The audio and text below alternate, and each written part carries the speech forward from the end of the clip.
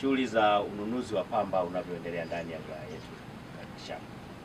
Lakini tumejiridhisha pamba tayari imeshaanza kununuliwa na watu wapo wanaonunua pamba kwa kutumia mizani ya kisasa, mizani ya kidijitali.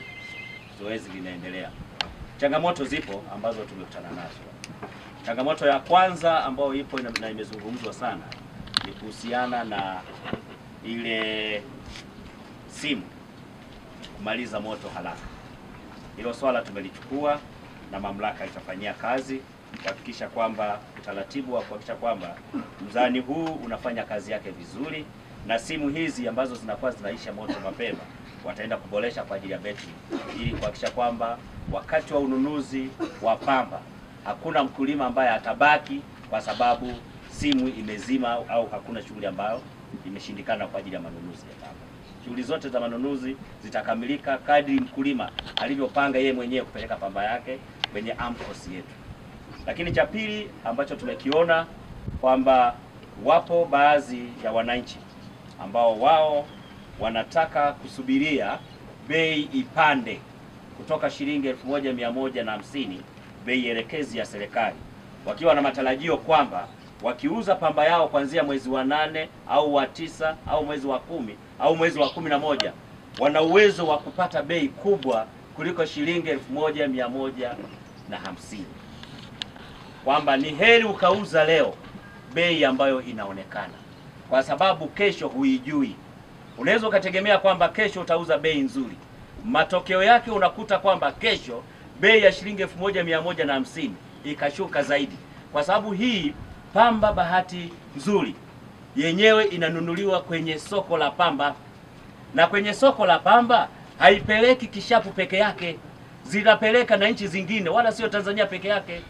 Nchi zingine zikipeleka pamba zikaenda kuuza kwa bei ya chini, kwa maana yake sisi lazima bei yetu itashuka.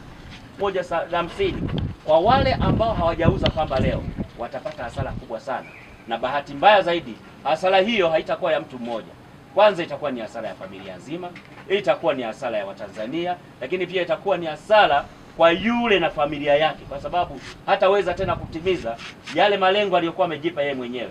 Kama alikuwa amepanga labda kwa ajili ya kununua ardhi, hawezi kupata hela. Kama alikuwa amepanga labda kwa ajili ya kujenga, hatajenga. Kama alikuwa amepanga kwa ajili ya kufanya biashara zake zingine, hataweza kufanya biashara kwa sababu fedha zitakuwa hakuna.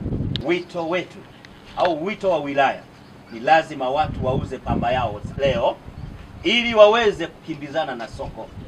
Ukiuza leo una faida kubwa sana kuliko atakayeuza mwezi wa 10.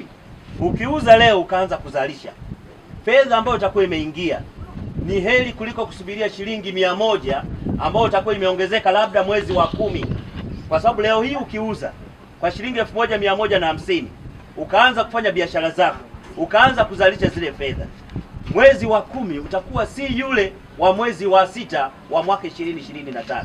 Utakuwa ni mkulima mwingine kabisa ambao utakuwa unafanya biashara zako zingine. Bahati nzuri sisi watu wa Kishapu tuna biashara mbalimbali. Kuna mifugo, kuna watu wanauza mbuzi, kuna watu wana 10 au mwezi wa 11 ili uje uuze pamba. Lakini pamba inapokuwa ndani kwako ni hasara, kwa sababu kumbuka kwamba kwanza kuna watoto wanaweza wakachezea. Bahati mbaya huwa tuombei. Naweza katokea majanga, nyumba ikaungua au mtoto akachoma moto. Pamba ile itakapokuwa imeungua ni hasara ya familia nzima, na ni hasara kwa taifa, kwa sababu taifa litakuwa limepoteza takwimu za uuzaji wa pamba kwa mwaka huo. Hivyo ndugu zangu, wana Kiloleli na wana Kishapu wote, wale wote ambao wana pamba tayari wameshavuna, wapeleke kwenye AMCOS zao kwa ajili ya kwenda kuuza pamba hii.